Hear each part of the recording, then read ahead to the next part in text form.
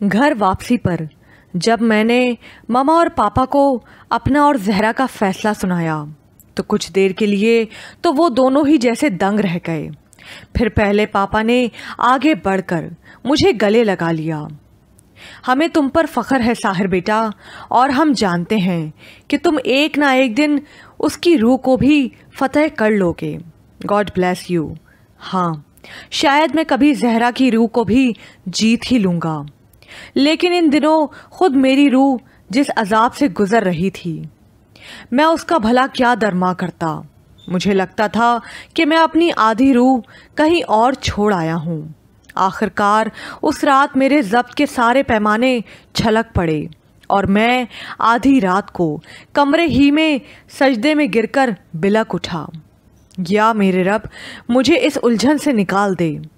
اگر میرا مقدر دنیا ہے تو مجھے مکمل دنیا کا کر دے، اور اگر میرا مقدر تیری نوکری ہے تو پھر مجھے پورا قبول کر لے۔ یوں میری روح کے کومل ریشوں کو تقسیم نہ کر، میں تیرا بہت نازک، بہت کمزور بندہ ہوں، مجھ پر اس دوراہے کا اتنا وزن نہ ڈال، میری مشکل آسان کر دے۔ نہ جانے کتنی دیر تک میں ہچکیاں لے لے کر روتا رہا، اور پھر مجھے کب نیند آئی مجھے خبر نہیں ہوئی، لیکن اس رات میرے ماں باپ سو نہ سکے۔ جانے رات کے کس پہر پاپا کی آنکھ کھلی اور میری ہچکیوں کی آواز نے انہیں اپنی جانب متوجہ کیا۔ پھر کب وہ ماما کو جگا کر میرے کمرے سے باہر آ کھڑے ہوئے۔ البتہ انہوں نے اس وقت میرے اور میرے خدا کے رابطے کے درمیان مخل ہونا مناسب نہیں سمجھا۔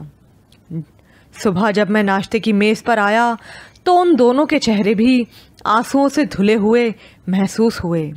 آخرکار ماما نے میرا ماتھا چوم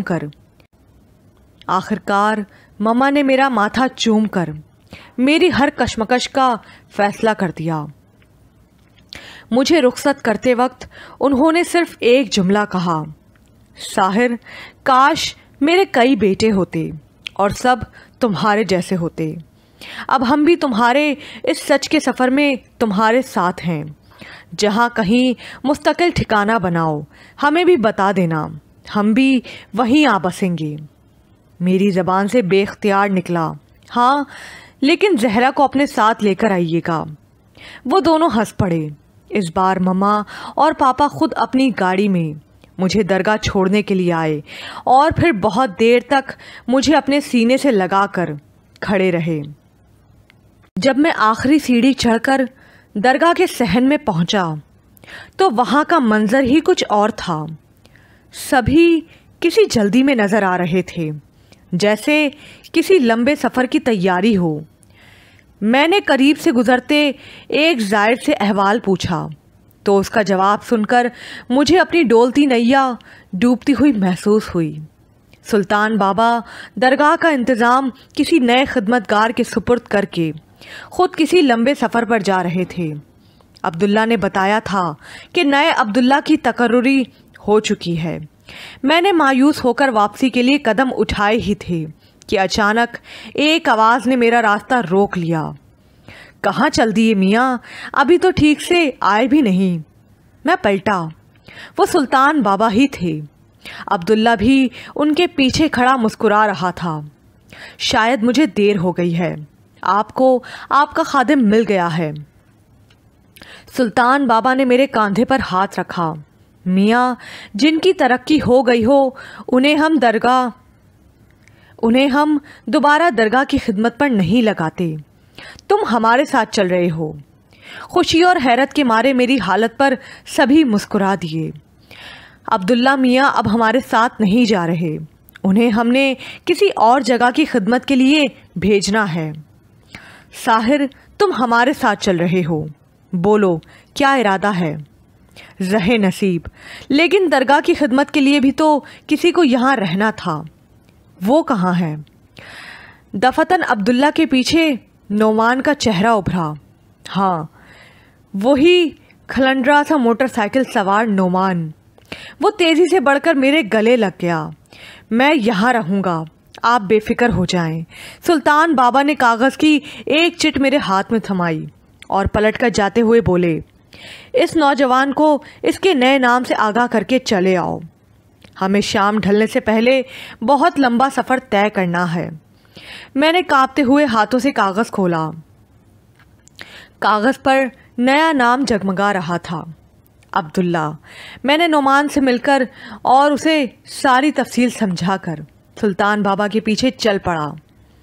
میری زندگی کا نیا سفر شروع ہو چکا تھا اور ہماری منزل کہاں تھی یہ صرف سلطان بابا ہی جانتے تھے۔ میں نے ڈوبتے سورج کی سنہری روشنی میں دور ساحل پر کھڑے ہو کر درگاہ کی جانب پلٹ کر دیکھا۔ ایک نیا عبداللہ درگاہ کی منڈیر پر کھڑا ہمیں الوداع کہہ رہا تھا۔ میں نے دھیرے سے ہاتھ اٹھایا اور میرے دل نے کہا، الوداع۔ ہمیں سفر کرتے 3 دن ہو چکے تھے۔ جانے یہ کیسا سفر تھا جس کے رہبر نے کچھ کہا نہ پیروکار ہی نے کچھ پوچھنے کی جسارت کی۔ میں سلطان بابا کے نقش و قدم پر چلتا ان کے پیچھے پیچھے روانہ تھا۔ ساحلی پٹی ختم ہوئی تو سلطان بابا نے مرکزی شاہراہ سے پہلے بس لے لی۔ دوسرے دن بس نے ہمیں ایک ویران ریلوے اسٹیشن پر پہنچا دیا، جہاں سے رات کی واحد پیسنجر ٹرین پکڑ کر ہم پہاڑوں سے گھری ایک وادی کے چھوٹے سے اسٹیشن پر اگلی رات تک پہنچے تھے۔ رات سلطان بابا نے وہیں اسٹیشن ہی پر بسر کی اور پھر فجر کی نماز پڑھتے ہی ہم دوبارہ پیدل ہی قریبی قصبے کو جاتی مرکزی سڑک پر چل پڑے۔ اس وقت سورج ٹھیک ہمارے سروں پر تیز کرنوں کی برچھیاں چبو رہا تھا۔ میں نے پورے سفر میں سلطان بابا کو بلا ضرورت بولتے نہیں دیکھا تھا۔ پورا راستہ وہ چپ ہی سادے رہے، لیکن ان کی خاموشی میں بھی ایک طرح کی گفتگو تھی۔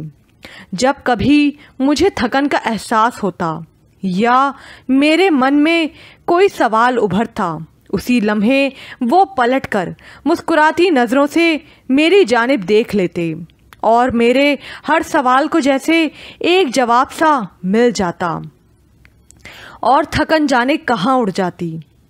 کتنی عجیب بات تھی، کچھ لوگوں کی خاموشی بھی بولتی ہے اور کچھ لوگ بول کر بھی گونگے رہتے ہیں۔ شام تک آسمان کو کالی گھٹاؤں نے پوری طرح ڈھک لیا اور پھر مغرب سے ذرا پہلے شدید اور موسلادھار بارش شروع ہو گئی۔ ان پہاڑی علاقوں کی بارش کے بارے میں سنا تو بہت تھا کہ پل بھر میں ہی سب جل تھل کر دیتی ہے، لیکن تجربہ آج پہلی بار ہو رہا تھا۔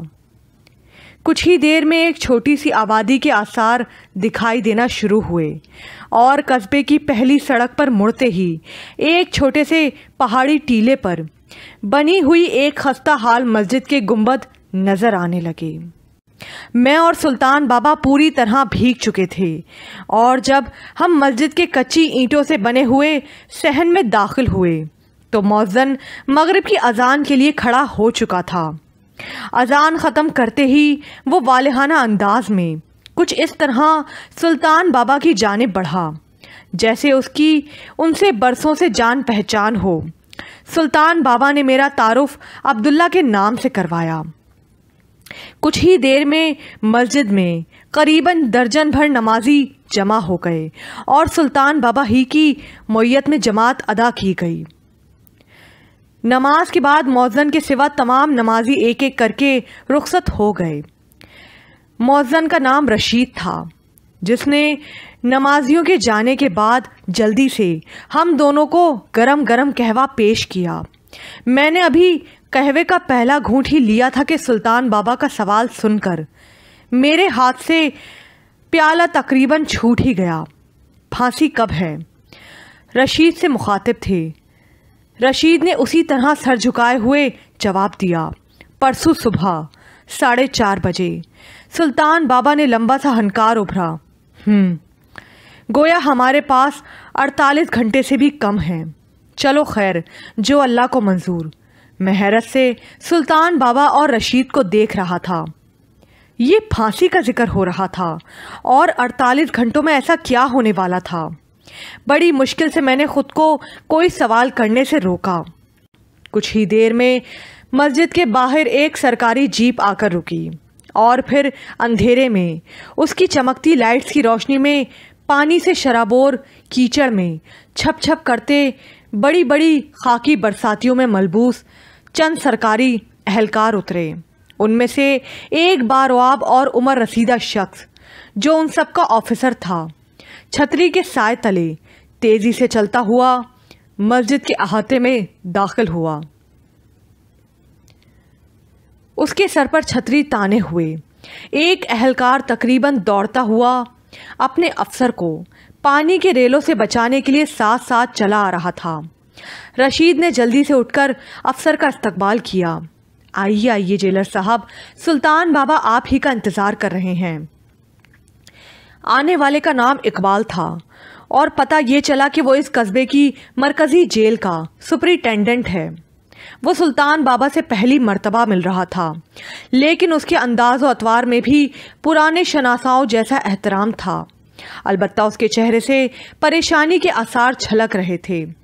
ابتدائی علیق سلیق کے بعد جب رشید نے جیلر اقبال کو بھی قہوے کا پیالہ پیش کر دیا تو سلطان بابا نے حتمی سوال کر ڈالا۔ ہاں بھائی جیلر صاحب، ہم تو حاضر ہو گئے آپ کے بلاوے پر، اب فرمائیے کیا حکم ہے؟ میں نے حیرت سے سلطان بابا کی طرف دیکھا تو گویا 3 دن کے اس لمبے سفر کا مقصد اس جیلر کا بلاوا تھا۔ اقبال نے عاجزانہ انداز میں جواب دیا، آپ اتنی دور سے صرف میرے بلاوے پر یہاں تک آئے، یقین جانیے یہ میرے لیے بہت اعزاز کی بات ہے۔ دراصل پریشانی ہی کچھ ایسی تھی کہ آپ کو تکلیف دینی پڑی۔ آپ کو رشید نے بتا تو دیا ہوگا کہ پرسوں صبح میری جیل میں ایک پھانسی کی تیاری ہے۔ ایک ایسے جیلر کی حیثیت سے جو تقریباً 25 سال کی سروس مکمل کر چکا ہو، یہ پھانسی ایک معمول کی بات ہونی چاہیے، لیکن آپ کو یہ سن کر شاید حیرت ہو کہ یہ میری کسی بھی بڑی سینٹرل جیل میں دوسری تعیناتی ہے۔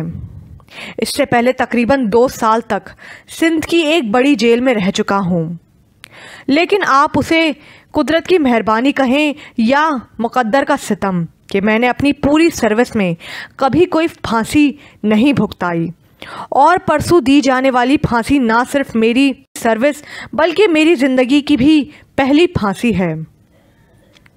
ہم تینوں نے چونک کر جیلر کی جانب دیکھا جو سر جھکائے اپنی زندگی کی شاید سب سے بڑی الجھن بیان کر رہا تھا۔ اقبال نے ہمیں بتایا کہ رحیم پور کے جس قصبے میں اس وقت ہم سب موجود تھے، وہی ملک کی سب سے بڑی اور شاید سب سے پرانی مرکزی جیل بھی واقع تھی، جس میں ملک بھر سے سنگین ترین جرائم کے قیدی بھی بھیجے جاتے تھے، جن میں زیادہ تر سزائے موت ہی کے قیدی ہوتے۔ اس جیل کے پہاڑوں میں گھرے محل وقوع اور شدید سخت اور کڑے پہرے کی وجہ سے اسے دوسرے کالے پانی کے نام سے بھی پکارا جاتا تھا۔ سنا تھا کہ انگریز کے زمانے سے لے کر اب تک یہاں سے صرف 200 مرتبہ قیدیوں نے نقب لگا کر بھاگنے کی کوشش کی، اور دونوں مرتبہ ہی 3 اور 5 کے 2 قیدی گروہ جیل کی فصیل تک پہنچنے سے پہلے ہی اونچی برجی پر کھڑے جیل کے محافظوں کی گولیوں کا شکار ہو کر مارے گئے۔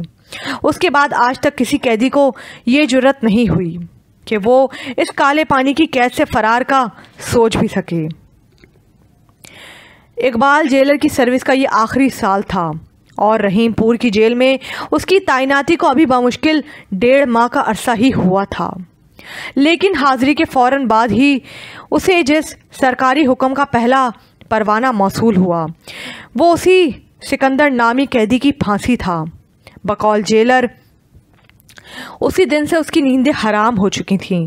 پہل تو اس نے خود کو یہ کہہ کر تسلی دے دی تھی کہ ڈپٹی سپرنٹینڈنٹ جیل بھی سینئر اور تجربے کار افسر ہے، لہٰذا اس کی موجودگی میں پھانسی کسی نہ کسی طرح نمٹا دی جائے گی۔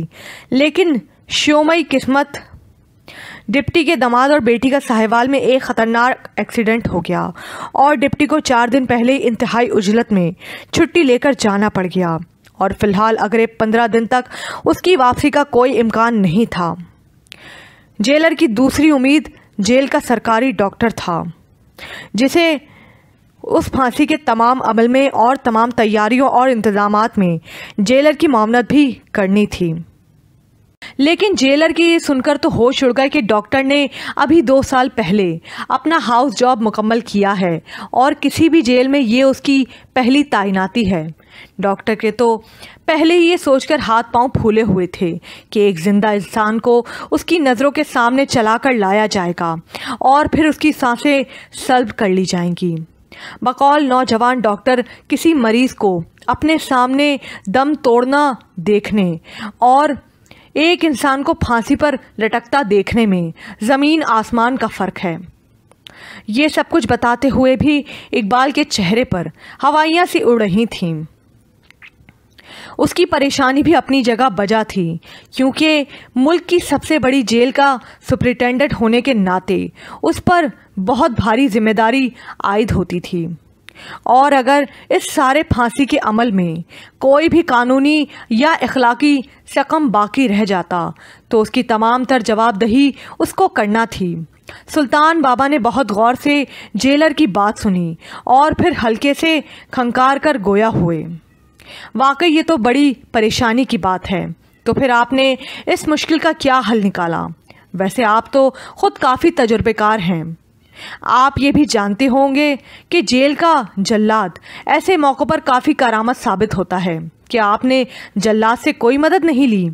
کبھی کبھی ان پڑھ ہوتے ہوئے بھی وہ بہت سی ایسی باریک تکنیکی تفصیلات جانتا ہے جو کسی بھی بڑے افسر کے لیے انتہائی کارآمد ثابت ہو سکتی ہیں۔ اقبال نے بے چینی سے ہاتھ ملے۔ اب آپ کو کیا بتاؤں، جلاد کی پوسٹ پچھلے 8 مہینے سے خالی ہے۔ پرانا جلاد ریٹائرڈ ہوا تو حسب معمول جلاد کی تعیناتی کے لیے حکام بالا سے اجازت لے کر اخبارات میں اشتہارات دے دیا گیا کہ جیل میں جلاد کی جگہ خالی ہے، لیکن کسی نے بھرتی کے لیے درخواست ہی جمع نہیں کروائی۔ حتیٰ کہ پرانے جلاد کے بیٹے کو تو ہم نے پیشکش بھی کی تھی کہ اگر وہ اپنے باپ کی جگہ بھرتی ہونا چاہے تو ہم محکمے سے خصوصی اجازت لے کر بنا کسی ٹیسٹ یا انٹرویو کے اسے براہ راست بھرتی کر لیں، لیکن وہ 10 جماعت پڑھ چکا ہے اور اس نے صاف انکار کر دیا کہ وہ یہ کام نہیں کرنا چاہتا۔ پہلے تو زیادہ تر جیلوں کے جلاد غیر مسلم ہی ہوا کرتے تھے، لیکن اب اس بے روزگاری کے باوجود بھی کوئی اس پیشے سے منسلک ہونا پسند نہیں کرتا۔ دراصل موت کے تختے کا لیور کھینچنے کے لیے بڑا دل گردہ چاہیے ہوتا ہے جناب۔ صبح ہونے سے پہلے کا رات کا سناٹا بڑا ہولناک ہوتا ہے، اور اس سناٹے میں لیور کی چڑچڑاہٹ اور تختہ کھلنے کا کھڑاک بہت سے کمزور دل حضرات کا پتہ پانی کر سکتا ہے، اور پھر ان سب سے بڑھ کر قیدی کی گردن کا من کا علیحدہ ہو کر ٹوٹنے کی وہ بے-رحم چٹکتی ہوئی آواز۔ جیلر کی بات سن کر مؤذن رشید کو جھرجھری سی آ گئی۔ اقبال بظاہر ہمیں پھانسی کی تفصیلات بتا رہا تھا، لیکن اس کے چہرے سے صاف ظاہر تھا کہ وہ بار بار اس لمحے کا ذکر کر کے دراصل اپنے شعور میں چھپے کسی خوف کو دور کرنا چاہتا ہے جو اندر ہی اندر جانے کب سے اسے ڈسے جا رہا تھا۔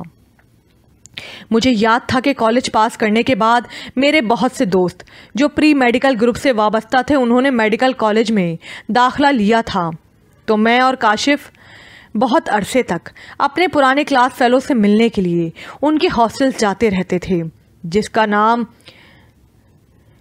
جوریس پروڈنس تھا۔ میں نے ہاسٹل کی ان ملاقاتوں سے فارغ لمحات میں اس کتاب کے بہت سے باب یوں ہی پڑھ ڈالے تھے۔ یہ مضمون طب کے مختلف کینسر سے متعلق تھا، اور اس میں جرم اور سزا کی باب میں پھانسی کا بھی تفصیلاً ذکر موجود تھا۔ مجھے وہ کتاب پڑھتے ہوئے کئی مرتبہ ایک عجیب سا احساس بھی ہوا کرتا کہ پھانسی جیسا عمل جس کے متعلق سوچ کر ہی رونگٹے کھڑے ہو جاتے ہیں، سزا کی اصطلاح میں وہ بھی ایک بے حد میکینیکی سا عمل ہے۔ حتیٰ کہ مجھے یہ بھی یاد تھا کہ میں نے اسی طب کے رسالے میں ہی کہیں بہترین پھانسی کی اصطلاح بھی پڑھی تھی۔ طب کے میدان میں اور سزا کی دنیا میں بہترین پھانسی کا تصور یہ تھا کہ قیدی کی گردن کا منکا پہلے ہی جھٹکے میں یوں ٹوٹ جائے کہ اسے زیادہ تکلیف کا سامنا نہ کرنا پڑے۔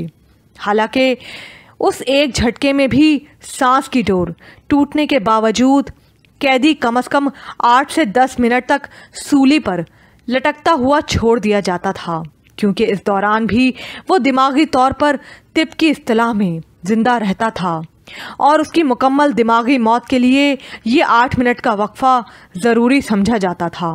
اس دوران قیدی کی تڑپ اور بے چینی جاری رہتی تھی، اور اس کا کلیہ بھی اس کتاب میں درج تھا کہ جب تک پھانسی کا رسہ خفیف سی حرکت یا جھول کھاتا رہے تب تک یہ سمجھنا چاہیے کہ قیدی میں زندگی کی چٹکی بھر رمق باقی ہے۔ لیور کھینچنے، تختہ کھلنے اور قیدی کے جسم کے مکمل بوجھ کے رسے سے لٹک کر جانے کے اولین لمحے سے لے کر رسے کے مکمل سکوت میں آنے تک کے آخری لمحے کا درمیانی وقت 8 منٹ سے لے کر 10 منٹ تک محیط ہو سکتا تھا، اور اسی درمیانی وقت کو قیدی کے لیے کم سے کم اذیت ناک بنانے کے لیے جیل حکام کا فرض بنتا تھا کہ وہ قیدی کے لیے ایک بہترین پھانسی کا انتظام کرے۔ اور اس تیاری اور نظام کی جزیات کچھ اس طرح تھیں کہ قیدی کے وزن کے حساب سے رسہ تیار کیا جائے، اس میں بنایا گیا پھندا، رسے کی لمبائی اور رسے کی ساخت کا تناسب بہترین ہونا چاہیے۔ رسہ ہمیشہ قیدی کے اس وزن کے مطابق تیار کیا جاتا تھا جو پھانسی سے ایک دن قبل آخری میڈیکل چیک اپ کے وقت قیدی کا ہوتا تھا۔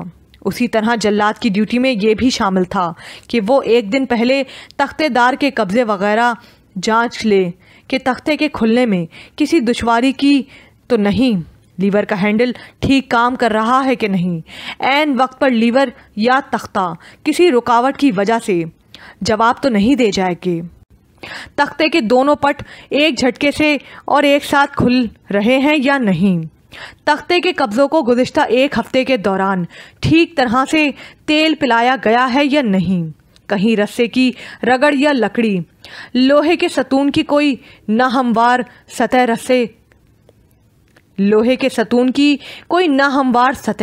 رسہ کاٹنے یا ٹوٹنے کا باعث تو نہیں بن جائے گی۔ ایسے نہ جانے کتنے درجنوں سوال تھے جن کا جواب جلاد اور جیل کے عملے کو مل کر ڈھونڈنا ہوتا تھا، تبھی کہیں جا کر کوئی پھانسی بہترین پھانسی کہلائی جاتی تھی۔ اور ان سب باتوں کی براہ راست نگرانی اور ذمہ داری جیل سپرنٹینڈنٹ کی ہوتی۔ اسی لیے اقبال ہمارے سامنے پریشان سی صورت لے کر بیٹھا تھا۔ اس کے پاس بمشکل 40 یا 42 گھنٹے تھے، اور شاید وہ ابھی تک پوری طرح پھانسی گاٹھ ہی تیار نہیں کر پایا تھا۔ کبھی کبھی میں سوچتا ہوں کہ ہم انسان بیک وقت کتنے نرم خو اور کتنے سنگ دل ہو سکتے ہیں۔ معاشرے کو چلانے کے لیے ہمیں کیسے کیسے دوہرے معیار اختیار کرنے پڑتے ہیں۔ گھر میں پالے ہوئے اپنے کسی پالتو جانور کی ذرا سی تکلیف پر بے چین ہو جانے والے انسانوں کو بھی کبھی اس بات کے لیے سر جوڑ کر بیٹھنا پڑتا ہے کہ وہ اپنے جیسے جیتے جاگتے انسان کی جان لینے کا کون سا طریقہ اختیار کریں۔ بظاہر اقبال کی پریشانی بے جاہی تو تھی، جب ایک انسان کی سانس کی ڈور کا کٹنا ہی مقدر ٹھہرا تو پھر اس میں اتنے تردد کی بھلا کیا ضرورت تھی؟ عملہ پورا تھا یا نہیں؟ انتظامات میں کمی بیشی ہوئی بھی تو کیا؟ جان لینے کے لوازمات معیار کے مطابق تھے یا غیر معیاری؟ بھلا ان باتوں سے اس سیاہ نصیب قیدی کی قسمت پر کیا فرق پڑنے والا تھا؟ مقصد تو اس کی جان لینا تھا، پھر بھلا وہ تلوار سے سر قلم کر کے لی جائے یا گولی یا پھانسی کے پھندے پر لٹکا کر، کیا فرق پڑتا تھا؟ ایک لمحے کو تو مجھے اقبال کی ساری باتیں، وہ طوفانی بارش میں بھیگنا، سیاہ سناٹا اور بوندوں سے بھیگتے ہمارے وجود، سبھی کچھ ایک بہت بڑا جھوٹ لگنے لگا تھا، جیسے ہم سب اس نظام کی کمزوریوں پر پردہ ڈالنے کے لیے ڈھکوسلا کر رہے ہوں، اور کچھ ہی دیر بعد ہم سب اطمینان سے یہ کہتے ہوئے کپڑے جھاڑ کر اٹھ کھڑے ہوں گے کہ ہم نے اپنے طور پر تو پوری کوشش کر دیکھی، لیکن کیا کریں، پورا سسٹم ہی خراب ہے۔ تو इसमें अब हमारा क्या कसूर। लेकिन बेचारा जेलर भाग दौड़ पर मजबूर कर रहा था कि चाहे कुछ भी हो जाए, कैदी की जान लेने से पहले तमाम कवायद व ज़वाबित तो पूरे करने ही होंगे। मुझे यकीन है कि उसके अंदर भी कभी न कभी ये आवाज़ उठी होगी कि किस झंझट में पड़ रहे हो मियाँ, चढ़ा दो सूली। यहाँ इस वीराने में किसने आकर ये कवायद व ज़वाबित देखने हैं, ख़त्म करो ये टंटना। लेकिन अफसोस, फितरत हमें इस गुनाह से भी पूरी तरह लुत्फ़अंदोज़ नहीं होने देती, जो सिर्फ हमारे अंदर ही जन्म लेता है और अंदर ही कहीं फना हो जाता है। कभी वफ़ा, कभी भरम और कभी फ़र्ज़ शनासी जैसे दरअंदाज़ जज्बे हमारे इस मासूम गुनाह का मज़ा भी किरकिरा करने के लिए जाने कहाँ कहाँ से जन्म लेने लगते हैं। जेलर भी उस वक्त ऐसे ही एक मासूम गुनाह और एक बेरहम सवाब के बीच चलती जंग के दरमियान पिस रहा था, और वक्त उसकी बंद मुट्ठी से रेत की तरह पिसलता जा रहा था। सुल्तान बाबा ने कुछ देर तक सारी सूरत हाल पर गौर किया और फिर जेलर से मुखातिब हुए। वाकई सूरत हाल तो काफ़ी गंभीर है, लेकिन जल्लाद की अदम मौजूदगी में ये फरीज़ा कौन सर अंजाम देगा। इकबाल ने लंबी सी सांस भरी। वैसे तो मैंने 2 हफ्ते पहले ही हुक्काम को जल्लाद की अदम दस्तयाबी का परवाना लिख दिया था, और उन्होंने एक दूसरे करीबी ज़िले की सेंट्रल जेल के जल्लाद को बज़रिया ऑर्डर पाबंद भी कर दिया है कि वो मेरी जेल में हाजिर होकर मुझे 48 घंटे पहले रिपोर्ट करे और इस फांसी को तकमील तक पहुंचाए। लेकिन अभी तक वो नहीं पहुंचा। शायद सुबह वाली गाड़ी से पहुंच जाए। दरअसल इस शदीद तूफ़ान और मूसलाधार बारिश ने चंद घंटों ही में बड़ी तबाही मचा दी है। अभी जब हम आपकी तरफ आ रहे थे तो मुझे वायरलेस सेट पर इत्तला मिली कि कस्बे को बैरूनी दुनिया से जोड़ने वाली सड़क का वाहिद पुल भी पानी से बह गया है और रेलवे ट्रैक भी 1 आध घंटे के बाद काबिल इस्तेमाल नहीं रहेगा, क्योंकि अभी से करीबन 2 मील पटरी का टुकड़ा घुटनों घुटनों पानी में डूब चुका है। आसमान पर बिजली जोर से चमकी। तेज़ तूफ़ानी हवा ने कुछ पल के लिए बरसात की बौछार का रुख हमारी जानिब कर दिया, और हम सब जो पहले ही मस्जिद के बरामदे में तकरीबन दीवार से लगे बैठे थे, एक दफ़ा फिर भीग कर मज़ीद दीवार के साथ चिपक गए। सुल्तान बाबा ने हैरत से जेलर की जानिब देखा। आपके कैदी की आखिरी ख्वाहिश ये है कि उससे मेरी मुलाकात करवा दी जाए, लेकिन इन आखिरी लम्हात में तो हर कैदी अपने ख़ानदान, अपने प्यारों से मुलाकात का ख्वाहिशमंद होता है। फिर उसने एक अजनबी से मिलने की ख्वाहिश क्यों जाहिर की? इकबाल ने अपनी बरसाती पर जमा हुई बूंदों को झाड़ा। कैदी का इस दुनिया में और कोई रिश्ता बाकी नहीं रहा, कम से कम उसका दावा तो यही है। लेकिन अगर आप उसके लिए अजनबी हैं तो फिर ये सवाल अलबत्ता अब भी बाकी है। हो सकता है आपसे मुलाकात के बाद इस रात से भी पर्दा उठ जाए। जेलर ने हमें यह भी बताया कि उसने अपनी पूरी मुलाजमत में मौत का ऐसा अजीब कैदी नहीं देखा जो अपनी ज़िंदगी बचाने की अपील के हक़ में भी नहीं। ना ही उसने गुज़िश्ता 8 महीने में, जब से उसे इस जेल में लाकर मौत की काल कोठरी में डाला गया है, किसी भी किस्म की कोई फरमाइश या शिकायत की हो। यूँ लगता है जैसे वह खुद एक एक दिन गिनकर अपनी मौत का इंतज़ार कर रहा है। गोया मौत न हुई, उसकी महबूबा हो गई।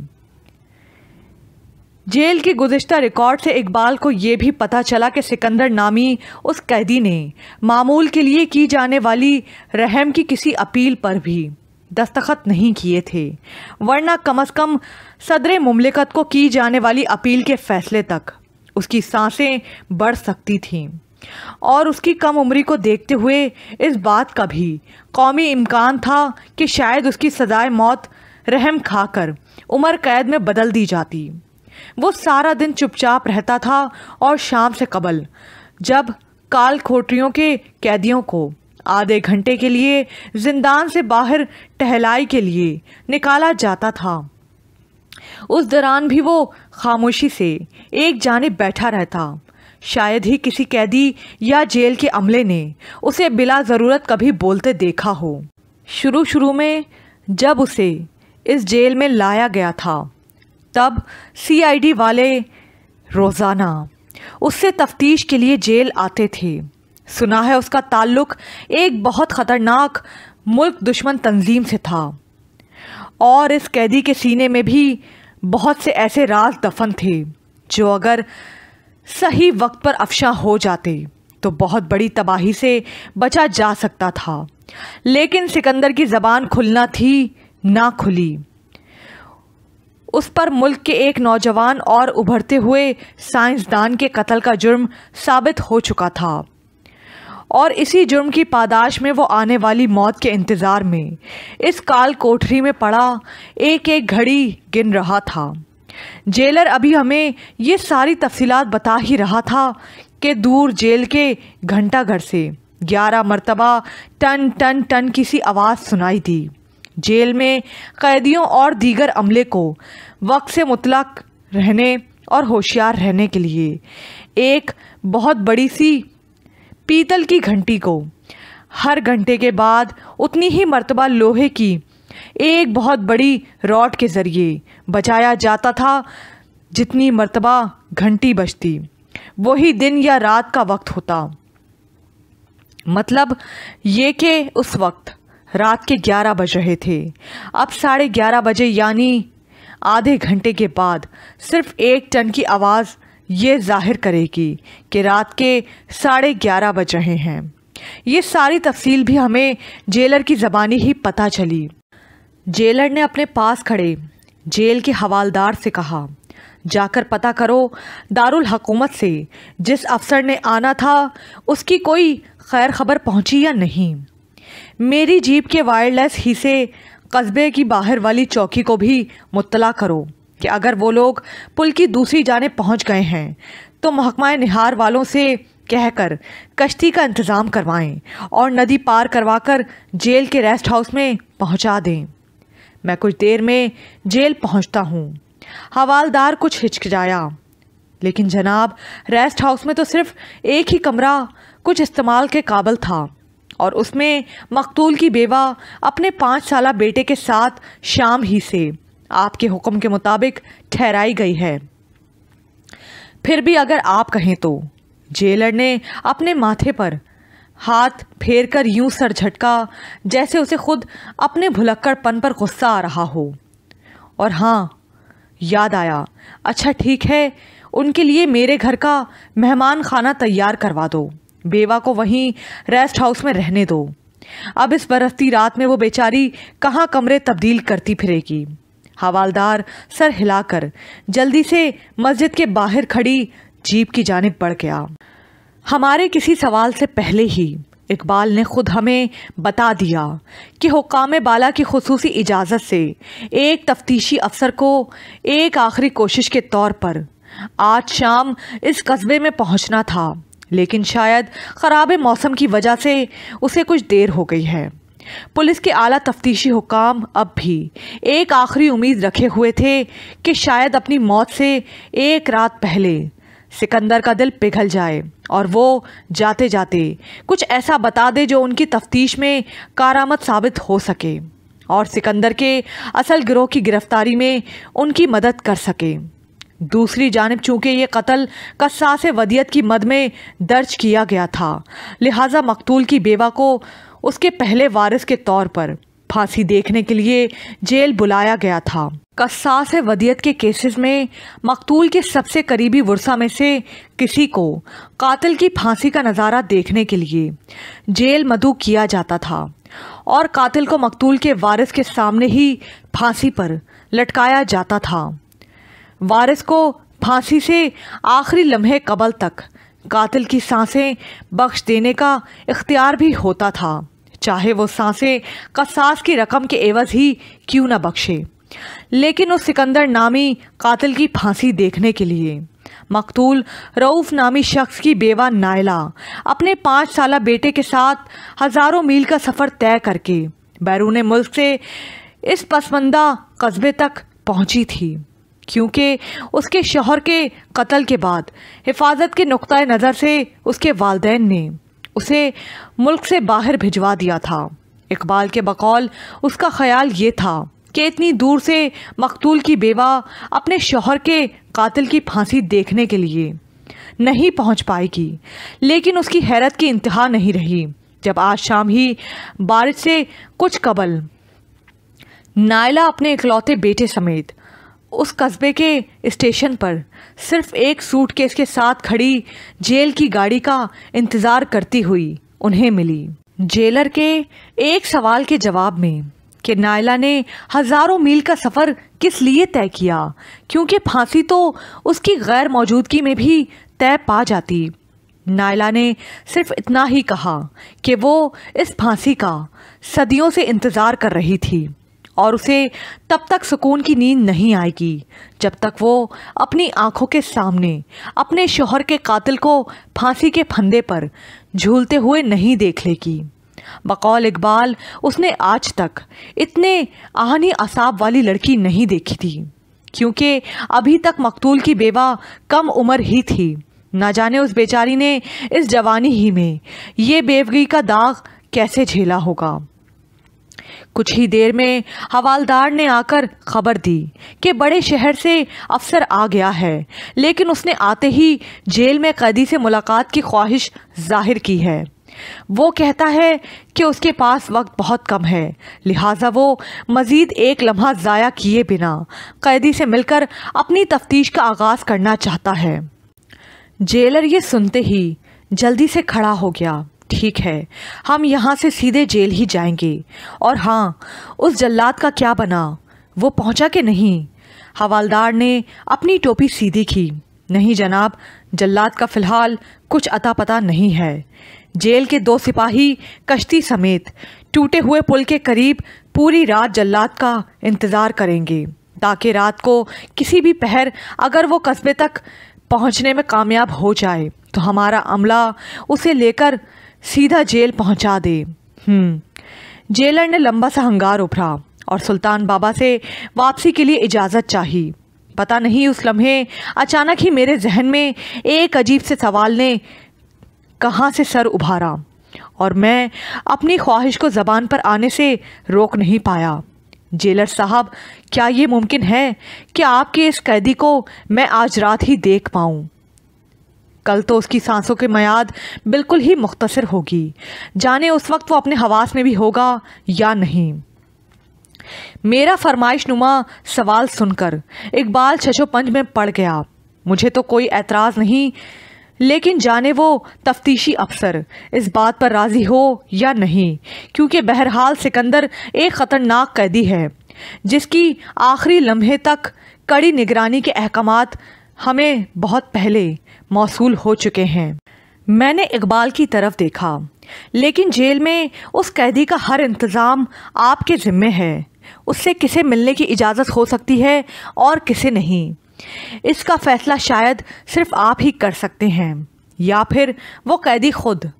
آپ پر اعلیٰ حکام کا دباؤ تو ضرور ہوگا، لیکن فرض کریں کہ کسی وجہ سے اگر آپ اس تفتیشی افسر کو بھی اس قیدی سے ملاقات کی اجازت دینے سے انکار کر دیں تو کوئی لاکھ سر پٹکے لیکن قیدی کی کوٹری تک نہیں پہنچ سکتا، لہٰذا آپ کا اختیار تو اپنی جگہ قائم۔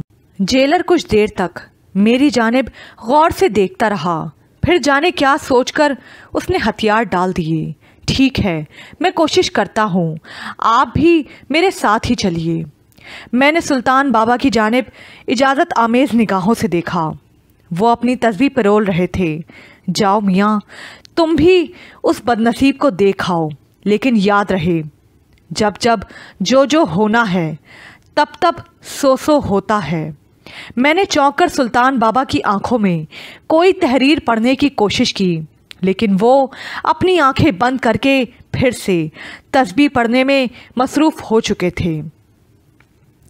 میں جیلر اقبال اور اس کے حوالدار کے ساتھ بارش میں بھیگتا ہوا مسجد کے باہر کھڑی جیپ کی جانب بڑھ گیا۔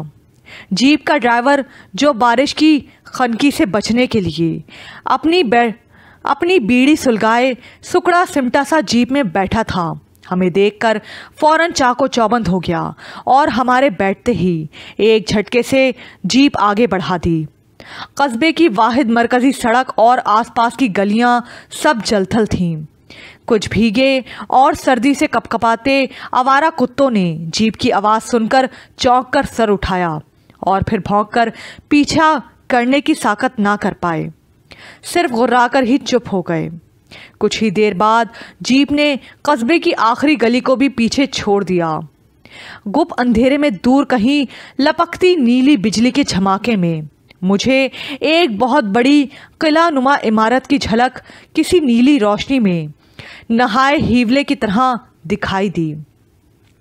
ٹھیک اسی لمحے میرے ذہن میں بھی ایک جھماکہ ہوا اور مجھے پھر وہی پرانا احساس بری طرح ڈسنے لگا کہ میں نے پہلے بھی کبھی کہیں نہ کہیں یہ عمارت دیکھی ہے۔ میرے سر میں شدید درد کی ایک لہر سی اٹھی اور پھر چند لمحوں ہی میں حسب معمول سب کچھ پہلے کی طرح معمول پر آ گیا۔ جیپ جیل کی عمارت کے سامنے جا کر رک گئی۔ پرانے قلعے کی طرز کی وہ جیل اس وقت اندھیرے میں ڈوبی ہوئی تھی، شاید بجلی کا رابطہ منقطع تھا۔ برجیوں پر کھڑے محافظوں نے برق رفتاری سے اپنی بڑی بڑی مشل نما ٹارچیں روشن کر کے پہلے اوپر ہی سے اپنا اطمینان کیا اور پھر جلدی سے اندرونی دروازے کی دوسری جانب کسی کو بڑے جیلر کی آمد کی اطلاع دی۔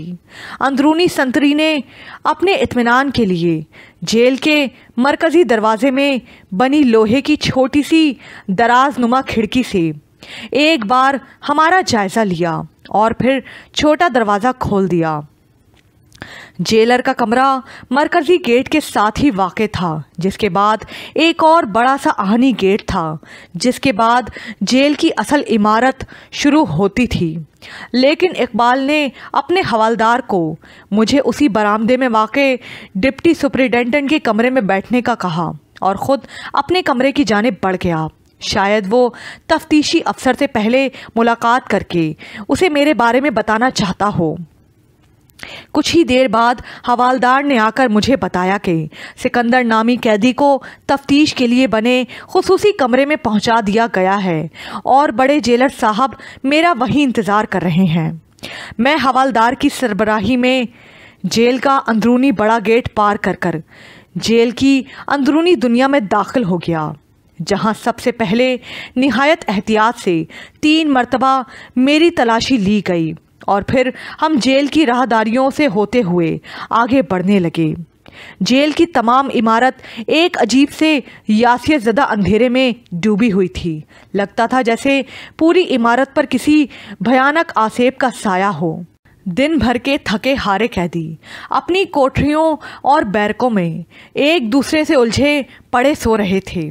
البتہ پھانسی گھاٹ کی جانب بنی کال کوٹریوں سے زور زور سے قرآن اور تسبیح پر اللہ کی آوازیں سناٹے کو چیرتی ہوئی آ رہی تھیں۔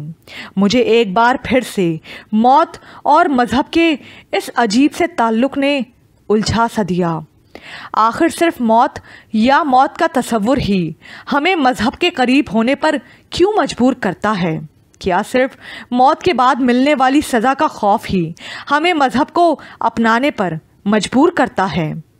ہم خوشی میں اور اپنی مرضی سے کسی سزا کے خوف یا کسی جزا کی لالچ کے بنا مذہب کو کیوں نہیں اپنا سکتے؟ کیا ہمیں دنیا میں صرف اس خوف کا سامنا کرنے کے لیے بھیجا گیا تھا جو انسانی موت اور اس کے بعد ملنے والی سزاؤں سے متعلق تھا؟ ہمیں اپنی خوشی سے بندگی کا اختیار کیوں نہیں دیا گیا؟ میں اسی سوچ میں مبتلا تھا کہ اچانک حوالدار نے ایک راہداری کے آخر میں بنی ہوئی لوہے کی سیڑھیوں کے قریب رک کر مجھے اوپر چڑھنے کا اشارہ کیا اور خود نیچے برآمدے ہی میں کاندھے سے اپنی بندوق اتار کر ماستدی سے پہرا دینے کے لیے کھڑا ہو گیا۔ میں لوہے کی بنی ہوئی سیڑھیوں چڑھ کر جب اوپر پہنچا تو خود کو ایک گول کمرے میں پایا